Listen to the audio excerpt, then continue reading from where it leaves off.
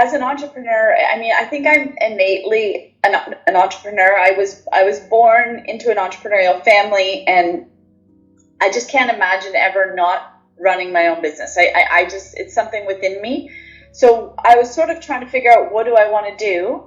I was from a small city, and I had moved to Toronto, a big city, and I didn't know a lot of people. So I was sort of trying to also find an opportunity within my own problem, which I think is what entrepreneurs kind of do. They see problems and they go, I could do that better, right? I could fix that problem. And so I was looking at my own problem, thinking, how can I fix this? And I had heard about, I don't even remember how, I had heard about these adult recreational sports leagues in Chicago, and I thought, you know, Toronto's a big city, a similar size to Chicago.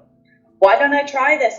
And I love organizing. I've always been an organizer of people. I love to, so it sort of was just something I thought, yeah, I could do this. I could try this. So I quit my job. I'd only ever worked for a company for 1 year. I was like, I don't want to do this anymore.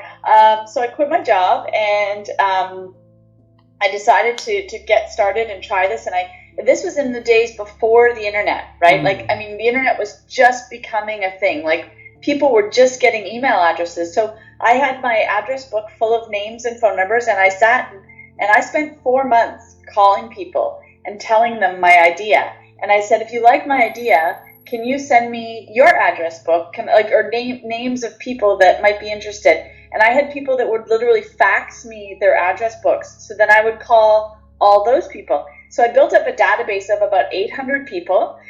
This was in like the winter of 1996. And then I wanted to mail them a newsletter, but I couldn't afford 800 stamps I only had enough money for 400.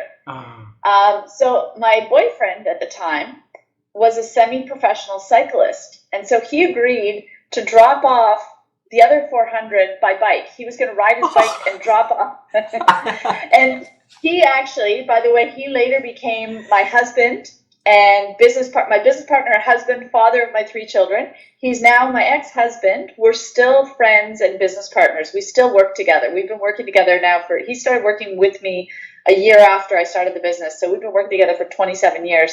But that, you know, when he was cycling, he agreed to do that to help me get started, which was amazing. So that's how I sort of got started.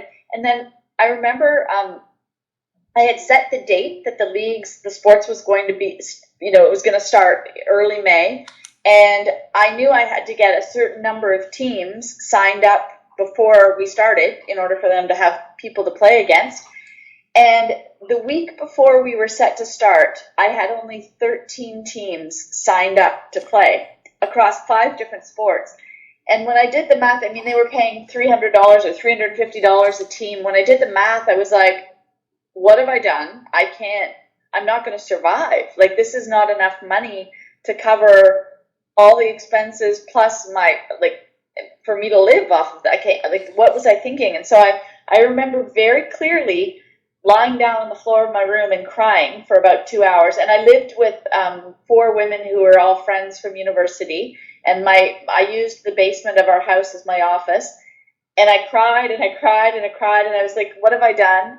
And then I thought, sitting here crying is not going to change anything. I have to get on the phone and call people again. So I picked up the phone and I called people back and I said, you know, you said you wanted to sign up for soccer, or you said you wanted to sign up for basketball. You have to do it now. And within the next 5 days, I changed that 13 teams into 52 teams. So we had 52 teams for the very first season.